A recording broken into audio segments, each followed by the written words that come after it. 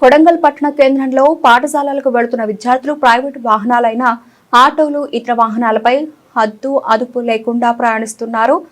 Auto, van, తుఫాన్ వంటి వాటి కెపాసిటీ తగ్గట్టు ప్రయాణం కొనసాగించాలి. వాహనాల కెపాసిటీ అంతకు మించి వాహనాలను విద్యార్థులను ఎక్కించుకొని విద్యార్థులు తమ గ్రామాలకు చేరుకుంటున్నారు. ప్రయాణించే మార్గంలో ఎక్కడైనా ఏమైనా జరిగితే విద్యార్థులను ఎవరు కాపాడతారు? పాఠశాలల యాజమాన్యానికి ఇలాంటి అంశాలు పట్టవా? సమయపాలన పేరుతో విద్యార్థుల జీవితాలతో చెలగాటమాడుతూ ఉంటారు.